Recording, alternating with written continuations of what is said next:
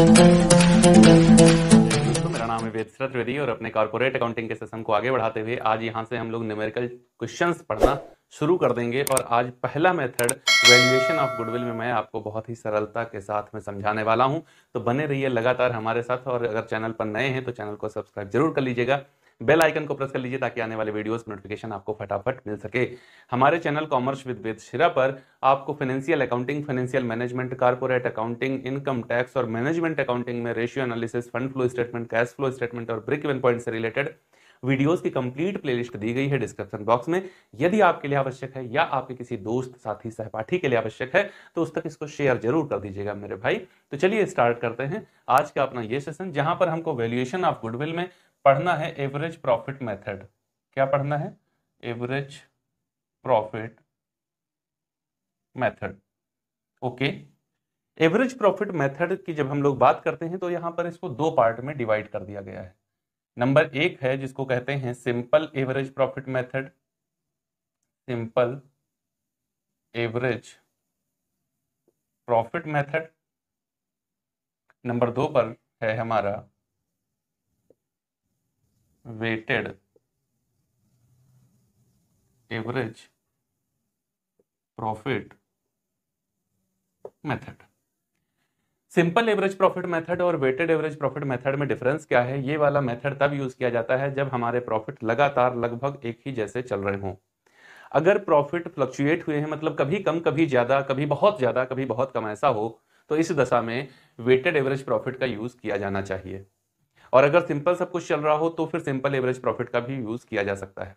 ध्यान रखिए, valuation of goodwill के जितने सारे मेथड हैं, फिर चाहे एवरेज प्रॉफिट मेथड हो, सुपर प्रॉफिट मेथड हो, कैपिटलाइजेशन मेथड हो, एन्युटी मेथड हो या सरकवा पद्धति हो, इन सभी में सबसे ज्यादा गुडविल का वैल्यू जो निकल करके आता है वो एवरेज प्रॉफिट मेथड में आता है। एवरेज प्रॉफिट मेथड में गुडविल का वैल्यू सबसे ज्यादा होता है अन्य सभी मेथड्स में से। तो चलिए बात करते हैं कि यहां पर कैसे कैलकुलेशन करी जाती है।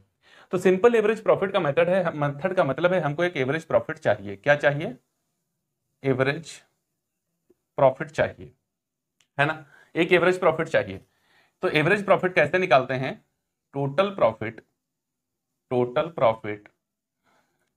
आफ्टर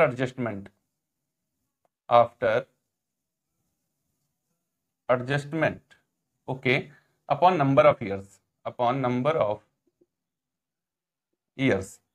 अब यहां इसका मतलब है, जैसे मान लो मैं कह रहा हूं कि मेरे पहले वर्ष का प्रॉफिट 40,000 रुपए है, दूसरे वर्ष का प्रॉफिट 50,000 रुपए है और तीसरे वर्ष का प्रॉफिट 60,000 रुपए है। तो ये मेरा, अगर मैं इसको प्लस प्लस प्लस कर दूं तो ये मेरा टोटल प्रॉफिट हो जाएगा। और फिर जब मैं टोटल प्रॉफिट को अपने नंबर ऑफ ईयर से डिवाइड करूंगा तो वो आ जाएगा हमारा एवरेज प्रॉफिट। अब देखिए, मैं आपको पहले दिन बताया था कि अगर आप दो भाई हैं और आपके डैड आपको 1,000 रुपए देते हैं और कहते हैं इसको बराबर बराबर बांट लो, तो तुम्हारा छोटा सा दिमाग, मतलब बच्चे हो अभी, तो उस मामले में तुरंत दौड़ चल जाता है। अभी बच्चे हो सकता है बड़े भी हो गए हो, जब बच्चे थे, है ना, 5, 6, 7 साल के रहे होंगे, तब भी अगर आपको 1,000 रुपए मिल गए होंगे और बताया गया होगा कि बराबर बराबर ले लो दोनों में, तो आपको पता था कि 500-500 लेने हैं। मतलब एवरेज आप उस समय से भी जानते हैं जब बहुत छोटे थे, जब आपने कॉमर्स नहीं पढ़ी थी, जब आपने मैथ्स नहीं पढ़ी थी, गणित से कोई लेना देना आपका नहीं था, फिर भी एवरेज आपको पता था, तभी आपने बराबर बराबर उसको डिवाइड कर लिया था। तो वही तो करना है।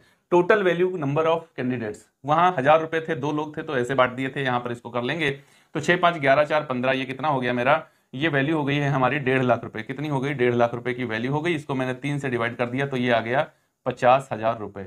ओके, अब मैं अगर वैल्यू ऑफ गुडविल निकालना हो, मतलब गुडविल मुझे निकालनी हो कि गुडविल कितनी है, तो गुडविल बराबर एवरेज प्रॉफिट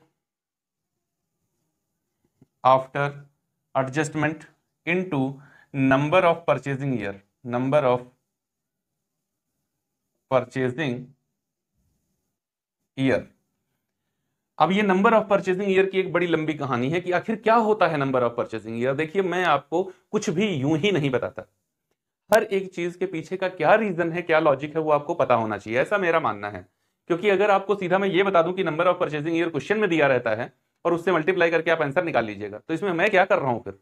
ये तो वैल्यूएशन ऑफ गुडविल के किसी भी आप एवरेज प्रॉफिट मेथड में जाओ तो ये सारे फॉर्मूले वहां पर दिए हुए हैं। एक शिक्षक का काम है सही तरीके से आपको समझने योग्य डाटा को प्रेजेंट करना। तो मैं अपनी कोशिश करता हूं, वो मेरी कोशिश कामयाब होती है या नहीं, ये कमेंट बॉक्स में आप बताएंगे।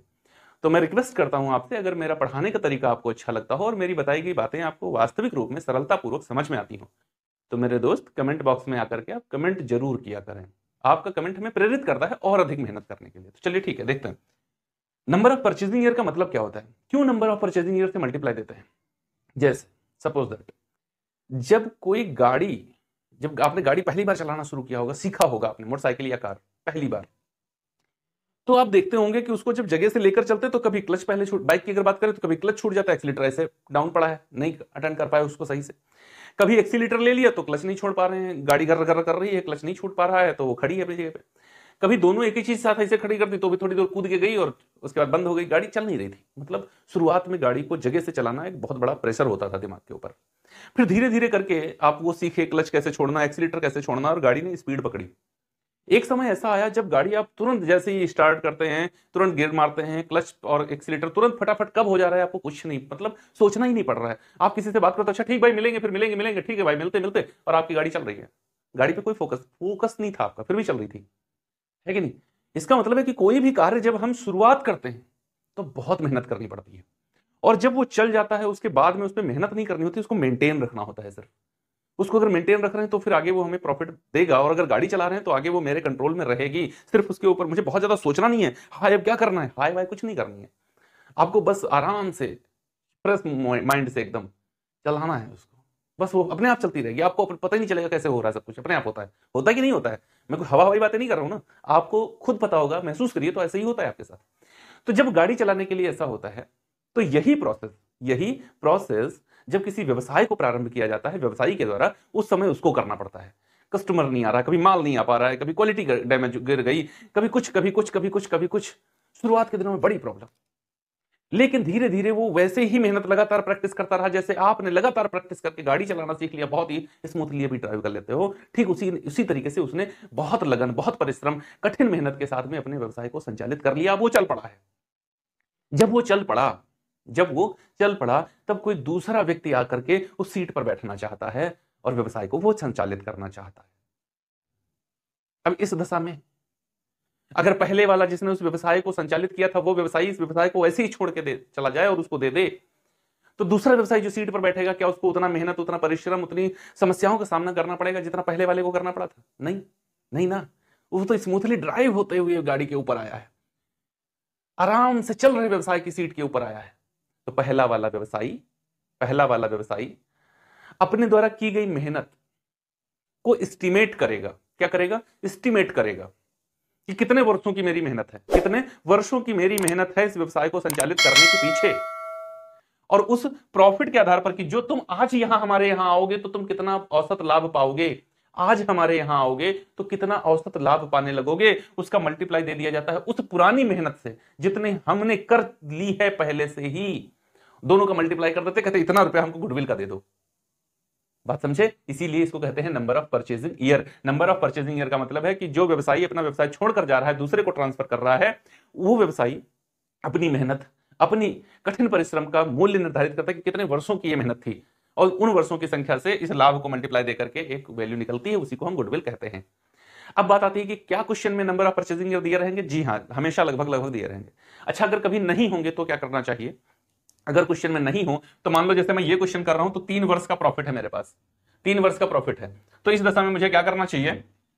3/2 कर लेना चाहिए, औसत कर लेना चाहिए। तो कितना आएगा? 1.5 आएगा। अगर कभी ऐसा आए तो इसमें 0.5 और अपनी तरफ से जोड़ करके नंबर ऑफ परचेजिंग ईयर हम 2 बना लेंगे, ऐसा कर सकते हैं। अगर कभी नहीं दिया हो तो, वैसे हमेशा दिया रहेगा। नहीं दिया हो तो जितने वर्ष दिए हों आपको उनको 2 से डिवाइड कर लो, एवरेज निकाल लो, और उसमें अगर ऐसा कुछ हो जाए, पॉइंट में आ जाए, तो 0.5 जोड़ करके उसको पूरा कर लो, ऐसा कर लिया जाता है। ओके, चलो तो देखो मैं नंबर ऑफ परचेजिंग ईयर 3 मान लेता हूं और 50,000 रुपए मेरा एवरेज प्रॉफिट है, तो 50,000 गुणे 3 बराबर 1.5 लाख रुपए की मेरी गुडविल हो गई है। अगर मैं अन्य कोई भी मेथड इसके अंदर डाल दूं, ध्यान रखना मेरी गुडविल इससे ज्यादा कभी आ नहीं सकती। हमेशा अगर आपसे पूछा जाए कि ख्याति मूल्यांकन की किस पद्धति के अंतर्गत ख्याति का मूल्य सर्वाधिक होता है, आपका आंसर होगा एवरेज प्रॉफिट मेथड।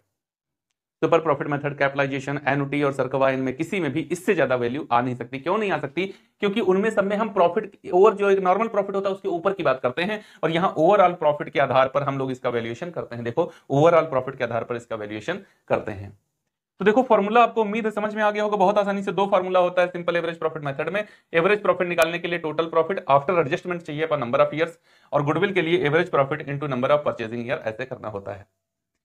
अगर आप बात करेंगे वेटेड एवरेज प्रॉफिट मेथड में कि यहां क्या करना होता है, इसको कैसे करते हैं, तो देखिए यहां पर भी सेम चीजें ऐसी ही होती हैं, लेकिन यहां पर हम कॉलम्स बनाते हैं कुछ। क्या कॉलम्स बनाते हैं?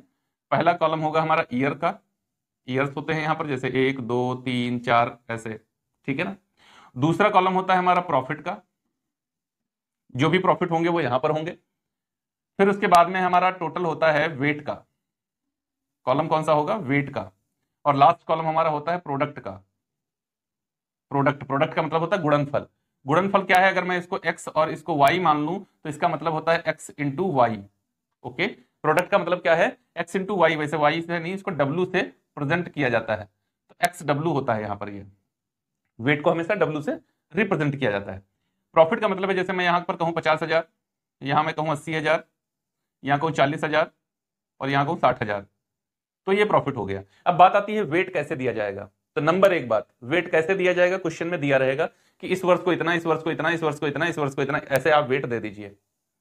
ओके, अगर क्वेश्चन में नहीं दिया गया है तो पहले वर्ष को 1, दूसरे वर्ष को 2, तीसरे वर्ष को 3, चौथे वर्ष को 4, ऐसे वेट दे दिया जाता है। मतलब पूरा असेंडिंग ऑर्डर में आप वेट दे देंगे, 1 2 3 4 5 6 7 8 ऐसे करते करते। ओके, बात क्लियर है। फिर प्रोडक्ट का मतलब है दोनों का मल्टीप्लाई, तो ऐसे हमने मल्टीप्लाई कर दिया, 50,000, 8 दूनी 16, 1,60,000, 4 तियां 12, 1,20,000 और 6 चौक 24, 2,40,000। अभी इसका टोटल कर लिया तो देखो 4 4 जीरो कॉमन मिल गए, सब में है। फिर 6 5 11, 2 13, 4 17 और 1 2 2 2 4 1 5, 5,70,000 आ गया। ये प्रोडक्ट है और ये डब्ल्यू है। 4 3 7 2 9 1 10। अब यहां पर वेटेड एवरेज प्रॉफिट कैसे निकाला जाता है? वेटेड एवरेज प्रॉफिट बराबर product upon weight. Product upon weight कर दें तो हमारा प्रॉफिट जो है वो निकल करके आ जाएगा 57,000 रुपए, हमारा प्रॉफिट निकल करके आ गया है 57,000। अब हमारा फॉर्मूला यही रहेगा, गुडविल का फॉर्मूला यही सेम रहता है, बस हम लोग एवरेज प्रॉफिट की जगह पर average weighted profit after adjustment ले लेंगे। क्या ले लेंगे? Average weighted profit after adjustment into number of purchasing year. ये प्रॉफिट जो हमको चाहिए ये आफ्टर एडजस्टमेंट चाहिए। कैसा चाहिए? आफ्टर एडजस्टमेंट चाहिए। ओके, तभी तो ये प्रॉफिट आफ्टर एडजस्टमेंट आएगा। यहां पर भी जो वेटेड एवरेज प्रॉफिट हम लोग निकालेंगे ये आफ्टर एडजस्टमेंट निकालेंगे। बात समझ में आ रही है? अब देखो, उम्मीद है आपको सारे फॉर्मूले एवरेज प्रॉफिट मेथड के क्लियर हो गए होंगे। फॉर्मूला कुछ होता नहीं है, अगर मैं आपसे एवरेज निकालने को कहूं तो total value upon number of items आप करते हैं, वही हमने किया है। गुडविल का मतलब है कि एवरेज प्रॉफिट के आधार पर हम कितने वर्षों का पारिश्रमिक आपसे ले लें, तो वही हमने ले लिया प्रॉफिट, और number of purchasing year multiply करके इतना रुपया वो ले लेगा जो वेंडर होगा वो। यहां पर चूंकि प्रॉफिट फ्लक्चुएट हो रहे थे तो वेटेड ले लिया गया। दो कंडीशन होती है, मैंने आपको बता दिया। Weighted average profit after adjustment कैसे आता है? प्रोडक्ट अपॉन वेट से आता है। बात वही है, जो यहां पर किया है वही यहां पर किया है, कोई फर्क नहीं है, ठीक है ना। तो प्रोडक्ट अपॉन वेट से आया, हमने निकाल दिया, ये 57,000 आया। जब हमारा ये प्रॉफिट निकल के आ गया तो गुडविल के लिए फॉर्मूला सेम होता, चाहे ये मेथड हो चाहे ये हो। गुडविल बराबर average profit after adjustment into number of purchasing year. अब बात आती है आखिर ये आफ्टर एडजस्टमेंट मतलब सर ये क्या है? जो प्रॉफिट होंगे वो बिफोर एडजस्टमेंट होंगे, उनको आफ्टर एडजस्टमेंट कैसे बनाया जाएगा? तो देखो, एडजस्टमेंट का ध्यान रखना है। हम लोगों को जब एवरेज प्रॉफिट मेथड में रहेंगे या अन्य किसी भी मेथड में रहेंगे, एवरेज प्रॉफिट हमारा बेस है, ये हमेशा सभी मेथड्स में लगेगा। कोई भी मेथड होगा, आप बिना एवरेज प्रॉफिट के आगे बढ़ नहीं पाओगे। सुपर प्रॉफिट में भी इसका यूज है, और कैपिटलाइजेशन में भी यूज है, एनुटी में भी यूज है, सरकवा में भी यूज है, सब कहीं यूज है। जैसे स्टैटिक्स की अगर मैं बात करूं तो वहां पर अगर किसी को मीन मीडियन मोड नहीं आता तो समझ लो उसको कुछ नहीं आता, क्योंकि हर एक मेथड जो है वो सेंट्रल टेंडेंसी पर बेस्ड है, और आपको सेंट्रल टेंडेंसी नहीं आती तो फिर आपका क्वेश्चन नहीं लग पाएगा।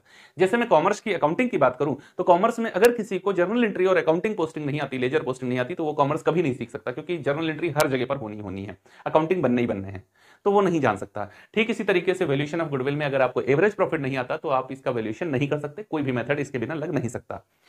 तो ये चीज हो गई है। अब आपको पता होना चाहिए सर एडजस्टमेंट क्या है। आपका क्वेश्चन है सर एडजस्टमेंट है क्या? आखिर ये मेरे को समझ में अभी नहीं आया, क्योंकि आपने हमको बताया नहीं एडजस्टमेंट क्या है।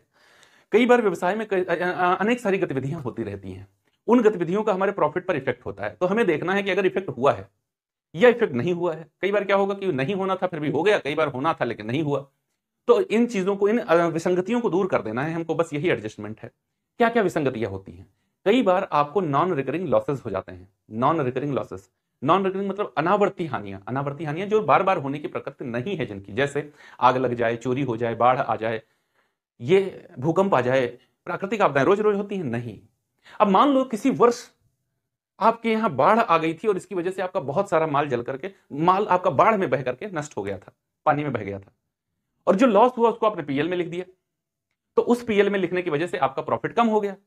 अब प्रॉफिट कम हो गया है, अगर मैंने उसका एवरेज निकाल दिया तो उसका इफेक्ट हमारे प्रॉफिट पर पड़ जाएगा। तो ये नॉन रिकरिंग लॉसेस जितने भी आपको मिलेंगे उन सबको अगर मैंने घटा दिया है तो मैं प्रॉफिट के साथ जोड़ लूंगा, और अगर नहीं घटाया है तो कुछ नहीं करूंगा। मतलब नॉन रिकरिंग लॉसेस को घटाना नहीं है, अगर घटा लिया है तो जोड़ लीजिए, कुछ नहीं किया है तो छोड़ दीजिए। इसी तरीके से नॉन रिकरिंग प्रॉफिट्स होते हैं। नॉन रिकरिंग प्रॉफिट जिनके होने की बार बार प्रकृति नहीं है, मतलब कभी कभी बाई चांस होते हैं, टाइम बीइंग होते हैं, जो बहुत लंबे समय बाद होते हैं, जैसे profit on revaluation of assets, profit on sale of assets. इस तरीके के जो प्रॉफिट्स हैं, आप संपत्तियों को रोज रोज बेचे को ना भाई, आप तो गुड्स को खरीदने बेचने के लिए आए हो, संपत्तियों को रोज रोज नहीं खरीदा बेचा जाता है। तो अगर संपत्तियों को खरीदा या बेचा, उस पर लाभ हो गया और उस प्रॉफिट को उठा के मैंने पीएल में लिख लिया, तो मेरा प्रॉफिट अनावश्यक रूप से बढ़ गया है उस वर्ष का, तो मुझे ऐसे प्रॉफिट्स को क्या करना है, लेस कर देना है। तो नॉन रिकरिंग प्रॉफिट अगर इंक्लूडेड है तो उसको लेस कर दो, अगर कुछ नहीं किया गया तो छोड़ दो। नॉन रिकरिंग लॉसेस अगर इंक्लूडेड है तो उसको जोड़ दो, और अगर कुछ नहीं किया है तो छोड़ दो। बात क्लियर है? Non recurring profit, non recurring losses, losses को जोड़ देंगे, प्रॉफिट को घटा देंगे, और कुछ नहीं किया है तो छोड़ देंगे। बात क्लियर है? फिर कुछ क्या खर्चे होते हैं जो आवर्ती प्रकृति के होते हैं, मतलब जिनके होने की प्रकृति बार बार है लेकिन हमने उनको लिखा नहीं है, जैसे manager commission, manager remuneration, rent, salaries, इनको मैंने नहीं लिखा और ये होते ही होते हैं। तो ये रिकरिंग नेचर के एक्सपेंसेस हैं, इनको लिखना चाहिए था लेकिन मैंने नहीं लिखा, नहीं लिखा तो अब ये हम प्रॉफिट से इनको माइनस कर देंगे, रिकरिंग एक्सपेंसेस को माइनस कर देंगे। रिकरिंग इनकम्स को, मान लो कहीं आपने इन्वेस्टमेंट कर रखा, उस पर आपको इंटरेस्ट मिलता है, आपको कमीशन मिलता है, तो इन एक्सपेंसेस को मैं घटा रहा हूं और इनकम को मैं जोड़ दूंगा। तो नॉन रिकरिंग जैसे रहता है, रिकरिंग उसका जस्ट अपोजिट रहता है। नॉन रिकरिंग लॉसेस को हम क्या करते हैं, जोड़ रहे हैं, और नॉन रिकरिंग एक्सपेंसेस को घटाते हैं। नॉन रिकरिंग प्रॉफिट्स को क्या करते हैं, घटाते हैं, और रिकरिंग इनकम को क्या करते हैं, जोड़ते हैं। बात क्लियर है? 4 बातें हो गई। 5वीं बात, फ्यूचर एक्सपेंसेस। फ्यूचर एक्सपेंस, मान लो जो खर्च अभी तक नहीं होते थे लेकिन आगे से होने लगेंगे। मान लो मेरा व्यवसाय है और मैंने उसका गोडाउन अपने ही घर में बना रखा है, तो उसका किराया मुझे नहीं देना पड़ रहा था, लेकिन अब मुझे उसका गोडाउन कहीं बाहर शिफ्ट करना है। जब उसको शिफ्ट करेंगे तो वहां का रेंट मुझे देना पड़ेगा। ऐसी कंडीशन में ये जो रेंट जाएगा उसको हम लोग माइनस कर देंगे। कहां से? अपने प्रॉफिट से। जिस वर्ष का प्रॉफिट होगा उस वर्ष के प्रॉफिट से इसको माइनस कर देंगे। तो जो फ्यूचर एक्सपेंसेस हैं, जो फ्यूचर एक्सपेंस जो अभी तक नहीं होते थे लेकिन आगे भविष्य में होने लगेंगे, उनको माइनस कर देना है। इसी तरीके से फ्यूचर इनकम भी होती है। अगर कोई फ्यूचर इनकम है तो उसको हम लोग ऐड कर लेंगे। कोई भी फ्यूचर इनकम है जो सपोज दैट, जैसे आपको मान लो कहीं आपका ही जो व्यवसाय है उसमें आपको उसके रेंट पर दे देना है, कुछ कंडीशंस में, कुछ आपके पास कुछ सर्विसेज थी जिनका अभी तक आप खुद यूज कर रहे थे लेकिन आगे उनको रेंट पर देंगे तो वहां से रेंट आने लगेगा, तो ये फ्यूचर इनकम हो गई। उस फ्यूचर इनकम को हम जोड़ लेंगे। बात क्लियर है? अभी मैं आपको मेरे टेलीग्राम चैनल पर आप जाइएगा तो वहां पर मैं इसका एक फॉर्मेट शेयर कर दूंगा। मेरा Telegram channel commerce with Vedashira के नाम से, वहां पर जाइएगा, इसका फॉर्मेट एक आपको मिल जाएगा, वो मैं आज ही शेयर कर दूंगा वहां पर देख करके और चीजें डिटेल में आ जाएंगी। लेकिन 6 बातें मैंने आपको बताई, 6 बातें याद रखो, बात खत्म हो जाएगी। नॉन रिकरिंग लॉसेस को क्या करना है, जोड़ देना है। नॉन रिकरिंग इनकम को क्या करना है, घटा लेना है। रिकरिंग इनकम को क्या करना है, जोड़ देना है। रिकरिंग एक्सपेंसेस को क्या करना है, घटा लेना है। फ्यूचर इनकम को क्या करना है, जोड़ लेना है। फ्यूचर एक्सपेंसेस को क्या करना है, घटा देना है। बस इतना करने पर आपका प्रॉफिट आफ्टर एडजस्टमेंट बन जाएगा। आफ्टर एडजस्टमेंट बन जाएगा, वो बिफोर एडजस्टमेंट है, ये फिर आफ्टर एडजस्टमेंट हो जाएगा। ऐसे ही अगर मान लो बैड डेप्ट वगैरह हो जाती है तो उसको भी डेटर्स से माइनस कर दिया जाता है, जिस वर्ष का वो बैड डेप्ट होता है उस वर्ष के डेटर्स से। बस ऐसा करने पर प्रॉफिट आपका आफ्टर एडजस्टमेंट हो जाता है। तो इसका फॉर्मेट मैं आपको भेज दूंगा टेलीग्राम पर, वहां पर आप देख लीजिएगा। आगे से हम लोग अगले वीडियो से अपने क्वेश्चन लगाना शुरू करेंगे और मैं आपको न्यूमेरिकल क्वेश्चंस के साथ साथ इसका थोड़ा बेसिक और खींचते हुए, डिटेल में बताते हुए इस चैप्टर के आगे की ओर बढ़ेंगे। यदि ये वीडियो अच्छा लगा हो तो लाइक करना ना भूलिएगा। चैनल पर नए हैं तो सब्सक्राइब जरूर कर लीजिएगा, बेल आइकन को प्रेस कर लीजिए ताकि आने वाले वीडियो से नोटिफिकेशन आपको बिना किसी विलंब के फटाफट मिल सके। अपनी प्रतिक्रियाएं कमेंट बॉक्स में देना कतई मत भूलिएगा। आपकी प्रतिक्रियाएं हमें और अधिक मेहनत करने के लिए प्रेरित करती हैं। मिलते हैं अगले वीडियो में, वहां से देखेंगे न्यूमेरिकल क्वेश्चन। तब तक के लिए